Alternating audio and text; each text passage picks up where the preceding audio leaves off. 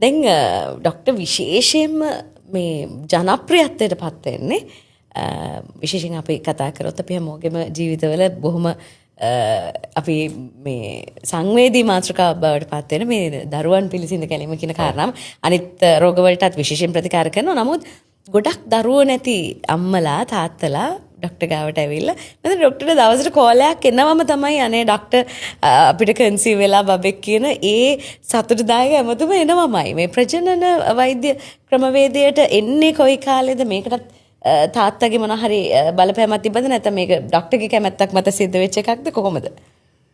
මගේ තාත්තත් ලිංගික සහ ප්‍රජනන රෝග පිළිබඳ හරි උනන්දුවෙන් විශේෂයෙන් කටයුතු කරපු සර්වාංග රෝග පිළිබඳ වෛද්‍යවරයෙක්.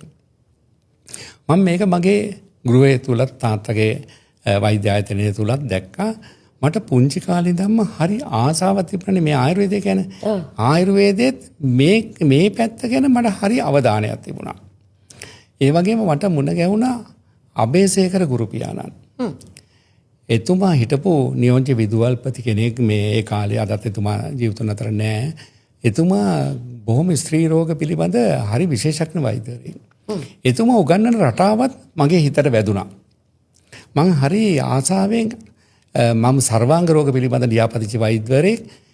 හැබැයි වෘත්තියට ආවට පස්සේ අර තාත්තගේ ආරෙත් එක්ක මට වැඩිපුර එන්න ගත්තේ බබාලා නැති අය, ලිංගික ගැටලු වලට පත් වෙච්ච අය, ඒ වගේම ගර්භාෂ රෝග, ප්‍රජනන පද්ධතිය ආශ්‍රිත සහ හෝමෝන ක්‍රියාවලිය පිළිබඳව ගැටලු වලට ලක් වෙච්ච කාන්තාවන් සහ පුරුෂයන් තමයි මා ගාවට යොමු වෙන අයගෙන් වැඩි බහුතරයක්.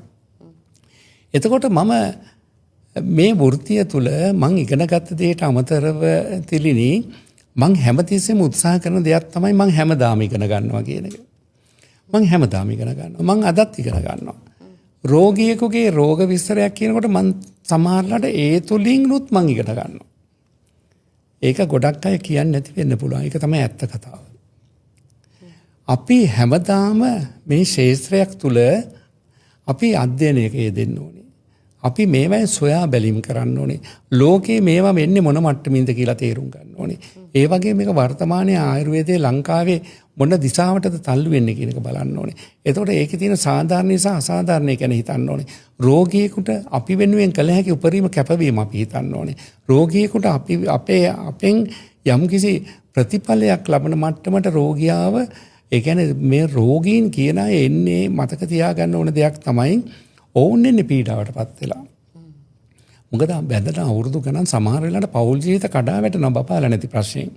ඒ කඩා වැටලා එන හිත අපි ගාවට ආවට පස්සේ අපි ඔවුන්ට ධනාත්මක සිතුවිලි ගොඩනගලා ඔවුන්ගේ රෝග තත්ත්වයත් ඔවුන්ට පැහැදිලි කරලා දීලා ඔවුන්ගේ හිතත් හදලා තමයි ගතට බෙහෙත් දෙන්න ඕනේ. හිත හදන්නේ නැතුව ගතට බෙහෙත් දෙනව නේද?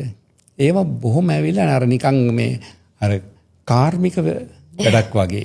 මං හැමතිස්සෙම මගේ රෝගියෙක් එක්ක කටයුතු කරනකොට මම හිතන දෙයක් තමයි ඔවුන් කඩා වැටුණු තැන්වලදී මම ඔවුන්ව නැගිටලා ගන්නවා. ඔවුන්ගේ රෝගයට අදාළව මට කළ හැකි උපරිම රෝග විනිශ්චය ගැන තමයි මං උනන්දු වෙන්නේ. ඒකට හේතුව දන්නවද? රෝග විනිශ්චය වැරදුනොත් ඉතින් ප්‍රතිකාරات වර්ධිනවා.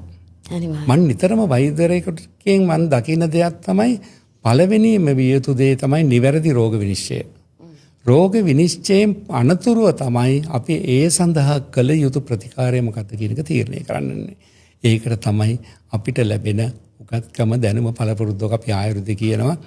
දැක පුරුද්ද, කළ පුරුද්ද, පළපුරුද්ද. එතකොට මේ ටිකට උගත්කමත් එකතු වුණාම අපි ගුරුවරුන්ගේ ලැබපු අධ්‍යක්ීම මේ පිය පරම්පරාව එක ගැන මම කතා කරන්නේ ගුරුවරුන්ගේ ලබනවනේ අපි අධ්‍යාපනය. ඒවත් අපේ පරපුරේ අධ්‍යාපනයත් මේ ඔක්කොම එකතු කරලා තමයි අපි ඊට පස්සේ මේ සෑම කටයුත්තක්ම කළා රෝගියෙකුට ඔහුගේ ඇයගේ ජීවිතයට ඒ සතුට උදා කරලා දෙන්නේ. මම ඊයේ දවසේ වෙනයි. ඊයේ දවසේ නේද තිල්ලි මම ඔයාලට කතා කරලා කිව්වේ. මම ඇත්තටම ඊයේ දවසෙත් හරි සතුටුදායක ප්‍රතිඵලයක් ලැබුවා. ඊයේත් එක්කෙනෙක්ට කන්සීව් මම වසරකට සෑහෙන දරුවන් බිහි කරවපු වෛද්‍යවරයෙක්. ඒ කියන්නේ දරුවෝ නැතුව හිටපු පවුල් වල ගොඩක් දරුවන් බිහි කරපු වෛද්‍යවරයෙක්. ඒ වගේ මේ බිහි වෙන දරුවන්ට මම කියන පුංචි නමකුත් තියෙනවා. ආයුර්වේද පැටව.